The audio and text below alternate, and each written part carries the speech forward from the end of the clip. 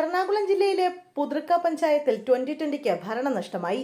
Party നിലപാടുകളിലും NDA പ്രവേശനത്തിലും പ്രതിഷേധം രേഖപ്പെടുത്തി panchayat president പൂജ ജോമോൻ സ്ഥാനം രാജിവെച്ചതോടെയാണ് ഭരണസമിതിക്ക് അധികാരം നഷ്ടപ്പെട്ടത്. Party chief coordinator Sabu M Jacob തന്നെ ഭീഷണിപ്പെടുത്തിയതായും പൂജ ആരോപിച്ചു. മുമ്പ് രാജിവെച്ച ഒരാൾ സ്കൂൾ ബസ് ഇടിച്ച് മരണപ്പെട്ടെന്നും ദൈവം അങ്ങനെ വരുത്താതിരിക്കട്ടെയെന്നും സാബു ജേക്കബ് ഭീഷണിപ്പെടുത്തിയെന്നാണ് പൂജ ജേക്കബ് ആരോപിച്ചത്. നറുക്കെടുപ്പിലൂടെയാണ് പുതൃക്ക പഞ്ചായത്ത് 2020 പിടിച്ചത്. UDF 7, 2020 7 എന്നിങ്ങനെയായിരുന്നു കക്ഷിനില. പിന്നീടാണ് നറുക്കെടുപ്പ് നടത്തിയത്.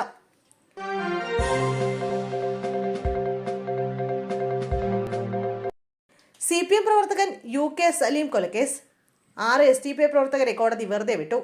തലശ്ശേരി അഡീഷണൽ ജില്ലാ സെഷൻസ് കോടതിയാണ് കേസിലെ 6 പ്രതികളെ വെറുതെ വിട്ടത്.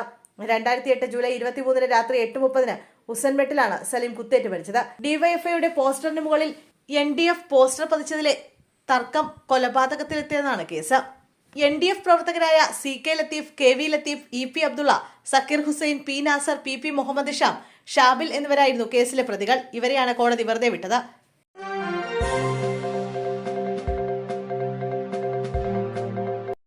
PT റഹീമിന്റെ പേരിൽ വ്യാജ ഫോൺ കോൾ എന്ന പരാതി. ചിഹ്നം മാറ്റി പറഞ്ഞ PT റഹീമിന്റെ ഫോൺ സന്ദേശം വരുന്നതായാണ് പരാതി. LDF തെരഞ്ഞെടുപ്പ് കമ്മീഷന് പരാതി നൽകി. കുന്ദമംഗലത്തെ LDFന്റെ സ്വതന്ത്ര സ്ഥാനാർത്ഥിയാണ് PT റഹീം. ബക്കറ്റിന് പകരം ചിഹ്നം അരിവാൾ ചുറ്റിക നക്ഷത്രം എന്ന് പറഞ്ഞാണ് ഫോൺ കോൾ. PT റഹീമിലൂടെ കഴിഞ്ഞ 3 തവണയായി ഇടതുപക്ഷം വിജയിക്കുന്ന മണ്ഡലമാണ് കുന്ദമംഗലം. കഴിഞ്ഞ തവണ സീറ്റ് ലീഗിന് വിട്ടു നൽകിയിരുന്നെങ്കിലും കോൺഗ്രസ് നേതാവ് ദിനേശ് പെരുമണ്ണയെ പൊതുസ്വതന്ത്രനായി നിർത്തിയുള്ള നീക്കവും പരാജയപ്പെടുകയായിരുന്നു. കുന്ദമംഗലം, ഒളവണ്ണ, ചാത്തമംഗലം, മാവൂർ, പെരുമണ്ണ എന്നീ ഗ്രാമപഞ്ചായത്തുകൾ ഉൾപ്പെടുന്നതാണ് കുന്ദമംഗലം നിയമസഭാ മണ്ഡലം. തദ്ദേശ തെരഞ്ഞെടുപ്പിൽ ഒന്നൊഴികെ എല്ലാ പഞ്ചായത്തുകളും UDFനൊപ്പം നിന്നു. CPIM ശക്തി കേന്ദ്രമായ ഒളവണ്ണ പഞ്ചായത്ത് മാത്രമാണ് LDFന് നേടാനായത്.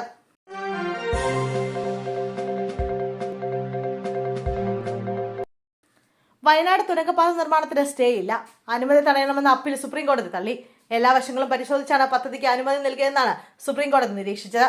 ദേശീയ പ്രാധാന്യമുള്ള പദ്ധതിയാണെന്നും കോടതി ഇടപെടൽ പദ്ധതി വൈകിപ്പിക്കാൻ മാത്രമേ കാരണമാകുന്നുവെന്നും ചീഫ് ജസ്റ്റിസ് സൂര്യകാന്ത് വിലയിരുത്തി. വയനാട് ഉരുൾപൊട്ടൽ ദുരന്തത്തിന്റെ പശ്ചാത്തലത്തിൽ അപകട സാധ്യതയുള്ള മേഖലയിലാണ് നിർമ്മാണമെന്ന ഹർജിക്കാരുടെ വാദത്തെ കോടതി മുഖവിലക്കെടുത്തില്ല. പ്രകൃതി ദുരന്തങ്ങളെക്കുറിച്ച് കോടതിക്ക് ബോധ്യമുണ്ട്. എന്നാൽ നിർമ്മാണത്തിലെ സാങ്കേതിക വശങ്ങളും സുരക്ഷാ മുൻകരുതലുകളും വിദഗ്ധരായ എഞ്ചിനീയർമാരുടെ ചുമതലയാണ്. 58 കർശന നിബന്ധനകളോടെയാണ് പദ്ധതിക്ക് അനുമതി നൽകിയിരിക്കുന്നത്.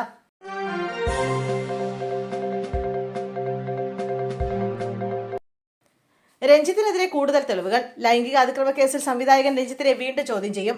ശാസ്ത്രീയ തെളിവുകൾ ലഭിച്ചതിനു ശേഷമാകും ചോദ്യം ചെയ്യലെന്ന് Kochi city police commissioner Kaliraj Mahesh Kumar പറഞ്ഞു. ജുഡീഷ്യൽ കസ്റ്റഡിയിൽ കഴിയുന്ന രഞ്ജിത്തിന്റെ ജാമ്യാപേക്ഷ നാളെ കോടതി പരിഗണിക്കും. സംവിധായകൻ രഞ്ജിത്തിന്റെ ഫോൺ ഉൾപ്പെടെ അന്വേഷണ സംഘം പിടിച്ചെടുത്തിരുന്നു. ഇവ ശാസ്ത്രീയ പരിശോധനയ്ക്ക് അയച്ചിരിക്കുകയാണ്. കേസിൽ സാക്ഷിമൊഴികളും കൂടുതൽ രേഖപ്പെടുത്താനുണ്ട്. ഇവയെല്ലാം ലഭിച്ച ശേഷം രഞ്ജിത്തിനെ വീണ്ടും ചോദ്യം ചെയ്യേണ്ടി വരുമെന്ന് കമ്മീഷണർ കാളിരാജ് മഹേഷ് കുമാർ പറഞ്ഞു.